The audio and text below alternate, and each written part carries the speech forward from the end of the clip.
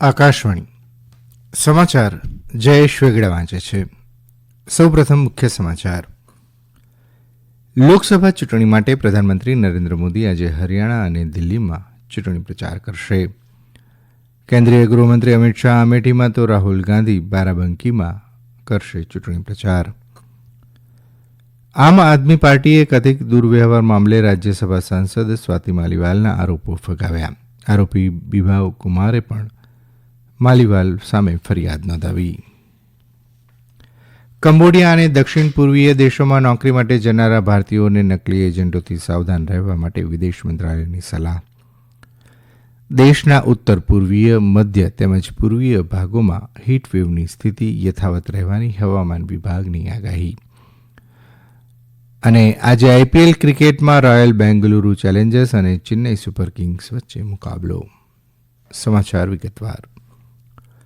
લોકસભાના પાંચમા અને છઠ્ઠા તબક્કા માટે પૂરજોશમાં પ્રચાર ચાલી રહ્યો છે. વિવિધ રાજકીય પક્ષોના સ્ટાર પ્રચારકો મતદારોને રીઝવવા માટે પ્રયાસ કરી રહ્યા છે. ભાજપના વરિષ્ઠ નેતા અને પ્રધાનમંત્રી નરેન્દ્ર મોદી આજે હરિયાણા અને દિલ્હીમાં ચૂંટણી પ્રચાર કરશે. તેઓ હરિયાણાના અંબાલા અને સોનીપતમાં ચૂંટણી સભાઓ સંબોધશે. શ્રી મોદી બપોર બાદ ઉત્તર પૂર્વીય દિલ્હીના કરતારનગરમાં પ્રચાર કરશે. કેન્દ્રીય ગૃહમંત્રી અમિત શાહ આજે ઉત્તર પ્રદેશના લલિતપુર, બાંદા, અમેઠીમાં જાહેર સભાઓ સંબોધશે. તો ભાજપના રાષ્ટ્રીય અધ્યક્ષ જેપી નડ્ડા આજે હિમાચલના પ્રવાસે છે. તેઓ કાંગડા, ચંબા અને સોનાલમાં ચૂંટણી સભાઓ કરશે. દરમિયાન કોંગ્રેસના વરિષ્ઠ નેતા રાહુલ ગાંધી ઉત્તર પ્રદેશના બારાબંકીમાં ચૂંટણી પ્રચાર કરશે. તો સચિન પાયલટ ઓડિશામાં પ્રચાર કરી રહ્યા છે. આ ઉપરાંત બહુજન સમાજ પાર્ટીના અધ્યક્ષ માયાવતી બસ્તીમાં સભાને સંબોધન કરશે. કેન્દ્રીય ચૂંટણી પંચે પશ્ચિમ બંગાળના મુખ્યમંત્રી મમતા બેનર્જી અંગે બંગાળની તૃણમૂલ લોકસભા બેઠકના ભાજપના ઉમેદવાર અભિજીત ગંગોપાધ્યાયે કરેલી કથિત અપમાનજનક ટિપ્પણીના કેસમાં ગંગોપાધ્યાયને કારણ દર્શાવો નોટિસ પાઠવી છે. ચૂંટણી પંચે સોમવાર સાંજ સુધીમાં કારણ દર્શાવો નોટિસનો પ્રતિભાવ આપવાનો નિર્દેશ પણ આપ્યો છે. ચૂંટણી પંચે જણાવ્યું છે કે ગંગોપાધ્યાયે કરેલી ટિપ્પણી અયોગ્ય અને ગૌરવને ઠેસ પહોંચાડનારી જણાય છે. તેમજ આમ થવાથી આદર્શ આચારસંહિતાનું પ્રથમ નજરે ઉલ્લંઘન થતું જણાય છે. ઉલ્લેખનીય છે કે તૃણમૂલ કોંગ્રેસે ગંગોપાધ્યાય દ્વારા બંગાળના હલ્દિયા ખાતેની જાહેર સભામાં મુખ્યમંત્રી મમતા બેનર્જી સામે કરેલી કથિત ટિપ્પણી અંગે ચૂંટણી પંચ સમક્ષ ફરિયાદ કરી હતી. આમ આદમી પાર્ટીના વરિષ્ઠ નેતા આતિશીએ કથિત દુર્વ્યવહાર મામલે રાજ્યસભા સાંસદ સ્વાતિ માલીવાલના દાવાઓને ફગાવી દીધા છે. તેમણે મીડિયા સાથેની વાતચીતમાં કહ્યું છે કે આજે એક વિડીયો સામે આવ્યો છે જે સ્વાતિ માલીવાલના દાવાઓને નકારે છે. તેમણે આ મામલે ભારતીય જનતા પક્ષ સામે કાવતરું રચવાનો આરોપ મૂક્યો છે. રાષ્ટ્રીય મહિલા પંચે આરોપી બિભવ કુમારને આ મામલે નોટિસ પાઠવી હતી, જેમાં તેમને આજે પંચ સમક્ષ જવાબ આપવા કહેવાયું છે. ઉલ્લેખનીય છે કે સ્વાતિ માલીવાલે દિલ્હીના મુખ્યમંત્રી અરવિંદ કેજરીવાલના મુખ્ય સચિવ બિભવ કુમાર સામે દુર્વ્યવહારનો આરોપ મૂકતા તેમની સામે ફરિયાદ નોંધાવી હતી. સ્વાતિ માલીવાલે કહ્યું કે આપ આરોપીને બચાવવાનો પ્રયાસ કરી રહ્યા છે. તેમણે કહ્યું કે તેઓ મહિલાઓ માટે એકલા લડ્યા છે અને પોતાની જાત માટે પણ લડશે. દરમિયાન આરોપી બિભવ કુમારે પણ સ્વાતિ માલીવાલ સામે પોલીસ ફરિયાદ નોંધાવી છે. નેપાળની સરકાર સંકટમાં આવી ગઈ છે. નેપાળમાં સત્તાપક્ષનું વિભાજન થતાં ઉપેન્દ્ર યાદવના નેતૃત્વવાળી જનતા સમાજવાદી પાર્ટીએ સમર્થન પાછું લઈ લેતા સરકાર લઘુમતીમાં આવી ગઈ છે. જેને જોતા નેપાળના પ્રધાનમંત્રી પુષ્પકમલ દહલે સોમવારે પ્રતિનિધિ સભાનો વિશ્વાસ મત લેવા માટે સંઘીય સંસદ સચિવાલયને પત્ર લખ્યો છે. નેપાળમાં બંધારણના અનુચ્છેદ 100ની કલમ 2 અંતર્ગત જો કોઈ રાજકીય પક્ષ સરકારમાંથી સમર્થન પાછું લે તો પ્રધાનમંત્રીએ 30 દિવસની અંદર વિશ્વાસમત માટે પ્રતિનિધિ સભામાં પ્રસ્તાવ રજૂ કરવાનો રહે છે.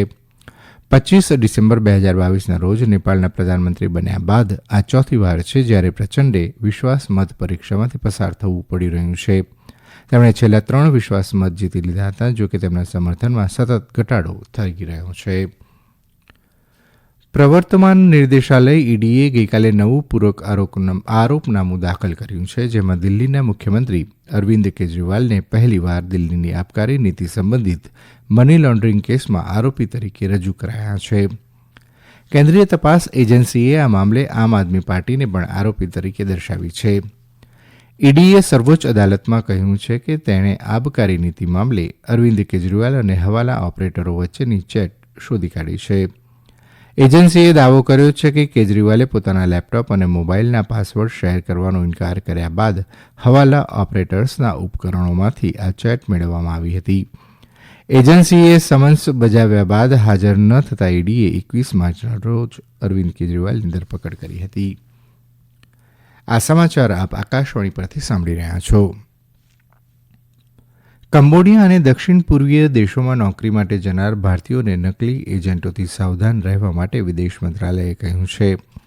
કંબોડિયા અને લાઓસમાં ભારતીય દૂતાવાસે કહ્યું છે કે આ વિસ્તારમાં સક્રિય નકલી એજન્ટ ભારતીય એજન્ટો સાથે મળીને નકલી કંપનીઓ, ખાસ કરીને સાયબર ક્રાઇમમાં સામેલ થવાની લાલચ આપી રહ્યા છે.